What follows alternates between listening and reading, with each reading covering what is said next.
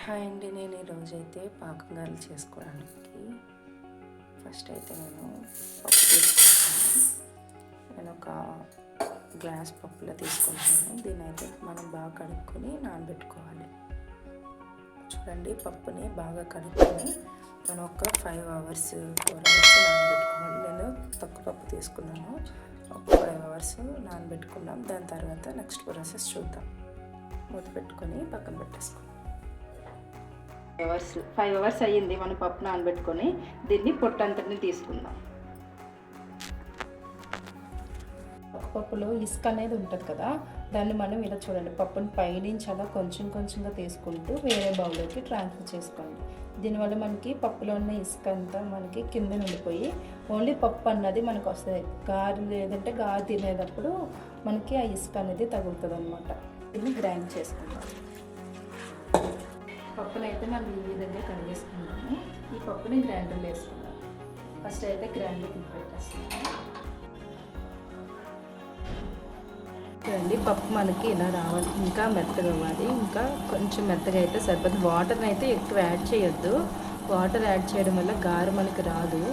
పప్పు మనకి ఎప్పుడు కూడా గారెకి కొంచెం గట్టిగా ఉండాలి, మరీ అంత గట్టిగా కాదు. చూడండి, పప్పును అయితే నేను ఇలా గిన్నెలో తీసుకున్నాను. నెక్స్ట్ మనం అలాగే ఇంకొక దాంట్లో బెల్లం పాకం పట్టుకుందాం. చిన్న బెల్లం తీసుకొని కొంచెం వాటర్ యాడ్ చేసుకొని మనం దీన్ని పాకం పట్టుకుందాం. చూడండి, మనకి పాకం కూడా అయిపోయింది. స్టవ్ ఆఫ్ చేసుకుందాం. మనం ఇప్పుడు ఆయిల్ యాడ్ చేసుకుందాం. గారెలు బెల్లంలో మనకి సాల్టీనెస్ ఉంటుంది కాబట్టి లైట్గా యాడ్ చేయండి. కొన్ని పిండిని కొంచెం ఇలా ఒత్తుకోవాలి. గారె అనేది వేసుకోవాలి. ఇలా పెట్టుకున్నాక చూడండి,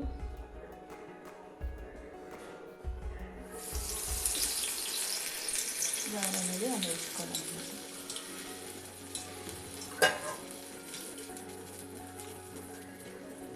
అలాగే మిగతా గారెలు కూడా వేసుకుంటాం.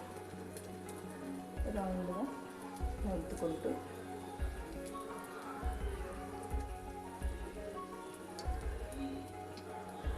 పాకం గారెలు చాలా టేస్ట్ ఉంటాయండి.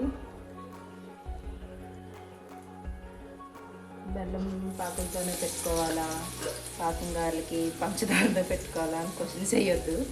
బెల్లం పాకం అయితే గారికి ఆ టేస్ట్ బాగుంటుంది. వీళ్ళు ఎంతమందికి బెల్లం గారెలు అంటే ఇష్టమో నాకు కామెంట్ చేసి చెప్పండి.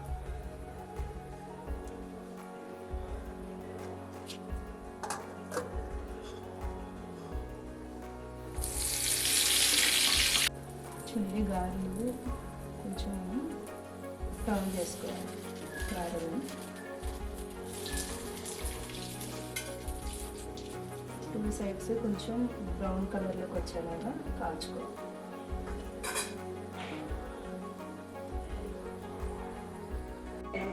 గారెలు తీసుకొని బెల్లం పాకంలో వేసుకోవాలి. ఇట్లా వేడి వేసుకుంటేనే బెల్లం పాకం అన్నది గారెలకి పడుతుంది. మనకి టేస్ట్ ఇంకా బాగుంటుంది. నెక్స్ట్ అలాగే మిగతా పిండి కూడా బాగుంటుంది.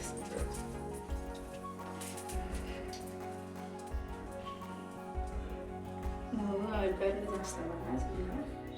ఆయిల్ ప్యాకెట్ మీద గారి అలాగే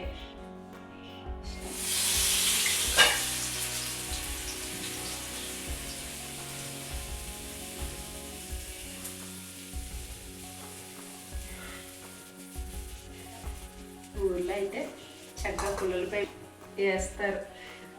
సార్ భోజనానికి గాలి బలంగా బాగా వేస్తారు.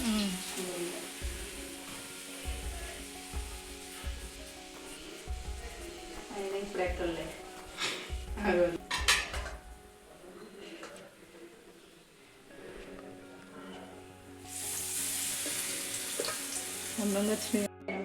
గాలి తీసుకొని బెల్లం పాకంలో వేసుకోవాలి. ఇట్లా వేడి వేసుకుంటేనే బెల్లం పాకం అన్నది గారెలకి పడుతుంది. మనకి టేస్ట్ ఇంకా బాగుంటుంది. నెక్స్ట్ అలాగే మిగతా పిండి కూడా బాగుంటుంది. పాకం గారెలు ఇంకా టేస్ట్ బాగా రావాలంటే ఇట్లా చేయండి, చాలా టేస్ట్ ఉంటాయి. అప్పుడు మొత్తం గారెలు అన్నీ పాకంలోనే వేయండి. వేసి లైట్గా కొంచెం నెయ్యి యాడ్ చేసుకోండి. నెయ్యి యాడ్ చేసుకోవడం వల్ల టేస్ట్ ఇంకా చాలా బాగా పెరుగుతుంది అన్నమాట గారికి. ఇంట్లో నెయ్యి యాడ్ చేయండి. జస్ట్ ఒక 2 మినిట్స్ అట్లా ఉంచితే మనకి గారె అన్నది ఆ నెయ్యి కూడా పీల్చుకునే పాకంతో మనకి సూపర్ టేస్ట్ ఉంటుంది. నేనైతే ఇలా చేస్తాను.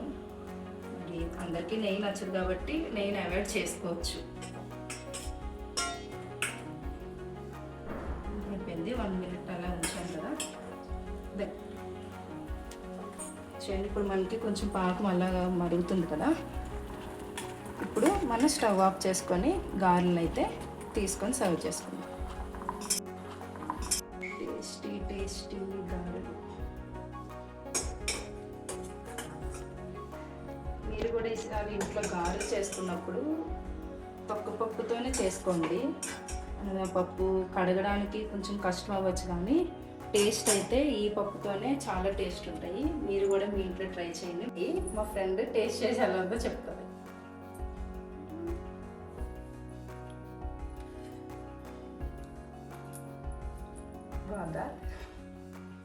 బాగుంది ఫ్రెండ్స్, చాలా సాఫ్ట్గా వచ్చాయి, ఇంకా చాలా టేస్ట్గా అనిపిస్తున్నాయి. నెయ్యి వేసాం కదా, నెయ్యి వల్ల టేస్ట్ బాగుంది.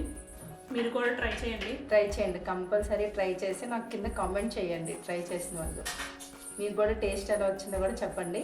మా ఛానల్ అయితే సబ్స్క్రైబ్ చేసుకోండి. వీడియోని అయితే లైక్ చేయడం మాత్రం మర్చిపోకండి. Thank you.